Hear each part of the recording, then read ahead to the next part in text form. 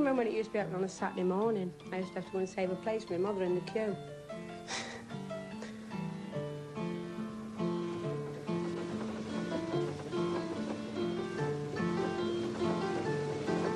The sinks and the racks haven't changed at all. They've always been like that. The only thing that's changed is them 12 machines that run down the middle.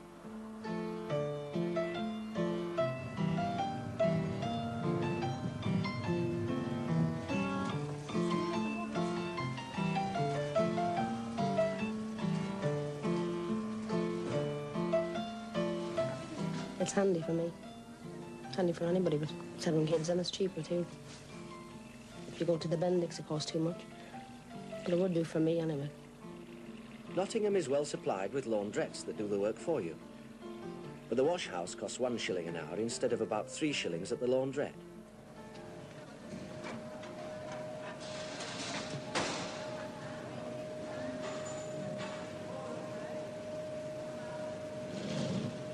I like to wash my own, rub them, punch them, put them in the boil, leave them cold till it's ready to boil, and then when I've done all my other washing, he said, fetch me whites out, and that's how I'll go on. Of course, the younger women prefer to go to the laundrette when they can afford it. And of course, for the older ones, the wash house has become part of their way of life. They've got used to the hard work, and they're grateful for the company. They will feel a sense of loss if it's pulled down.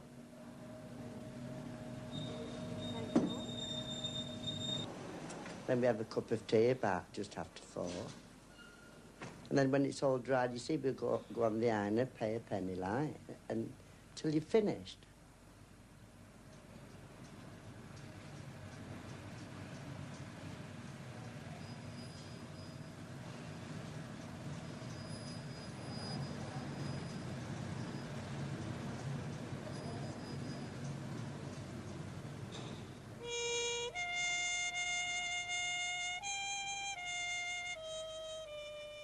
Of the 30,000 people who live in St Anne's, about 8,000 are children.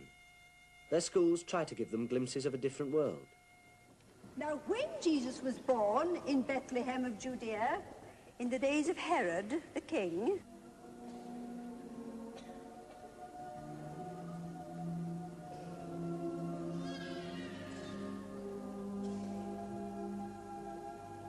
behold, there came wise men from the east to Jerusalem.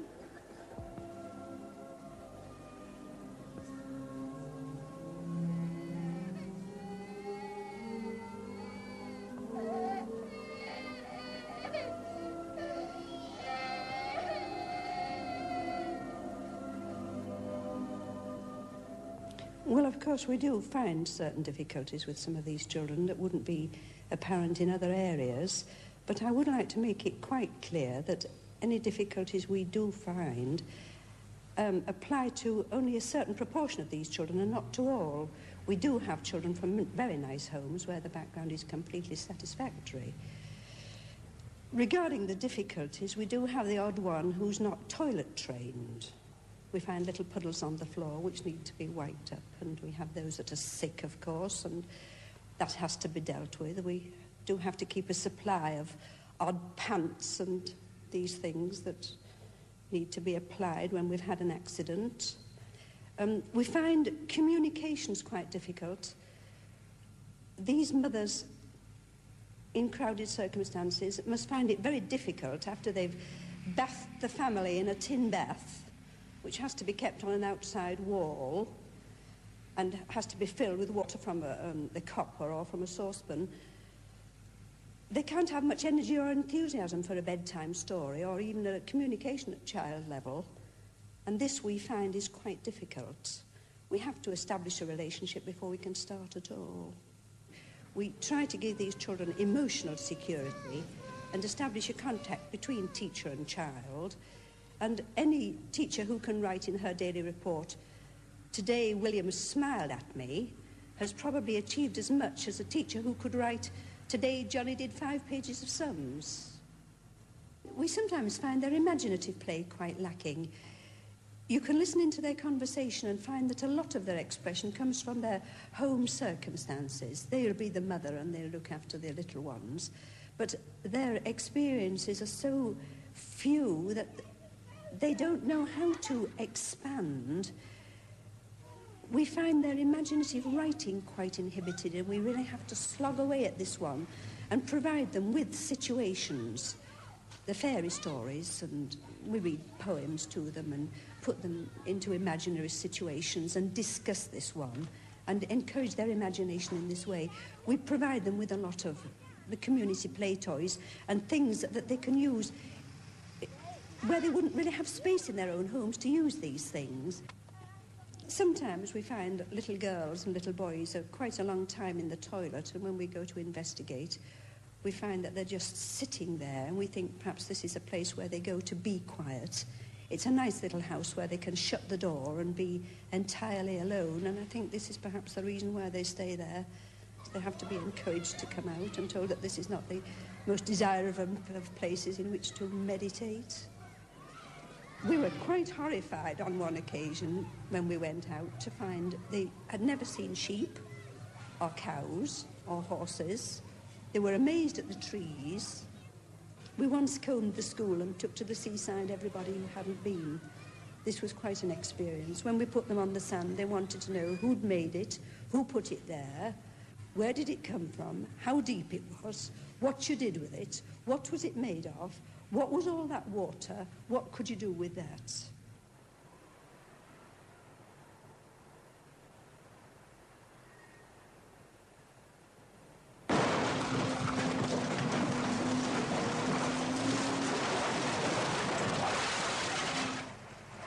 St. Anne's is coming down.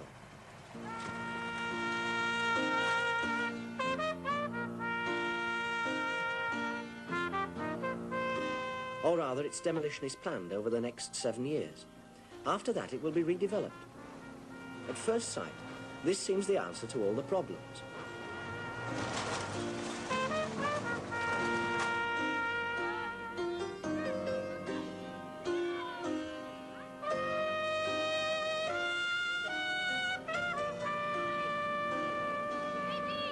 But it's not that straightforward. Some residents resent this drastic solution and feel that officials are only interested in the housing problem and not the other needs of the community. Or they regret the destruction of a neighbourhood with a strong identity. Anyway, redevelopment does not happen overnight. Life is going to be even more hazardous for the people who have got to go on living here.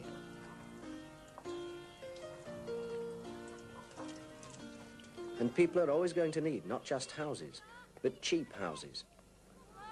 The fact of the matter is that in this area, a large number of people will feel the pressure to look for cheap housing. And what that's going to mean is pretty obvious. You're knocking down 10,000 cheap houses in this area. So, assuming that a large proportion of the people who live in those houses still want cheap houses, they will go and look for them where they happen to be.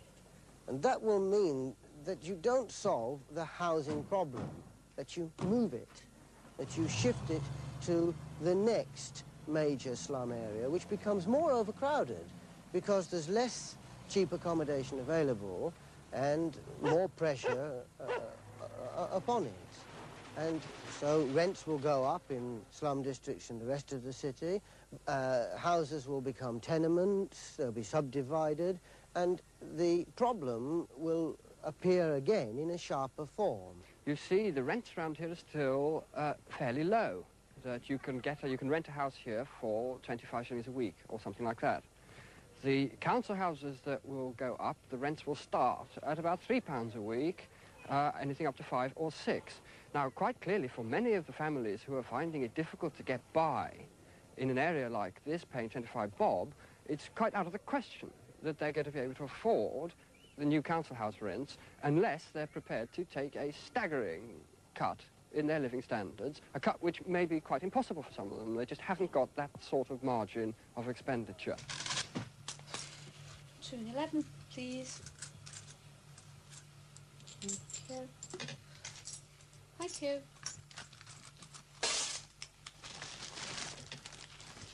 Draw. Kath and Jeff Churchill don't live in St. Anne's because they like the area. They live here because the rent is low. Most young people get out if they can. Kath and her husband are trapped. On £14 a week, they already have to buy second-hand clothes and struggle to survive. £2 or £3 more on the rent is simply beyond them. So they put up with the appalling conditions. And they keep papering the walls. Once you've put it on, it's coming up again. I mean, it's falling off more or less in your hand as you're putting it on. Inside about 3 months, it'll be wet through in parts. Because the paste, what you put it on with, it never dries at the bottom at all.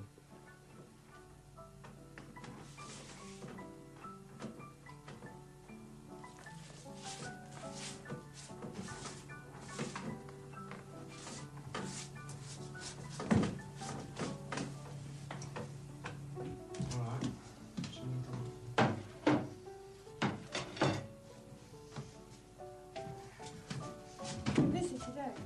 Have they said anything?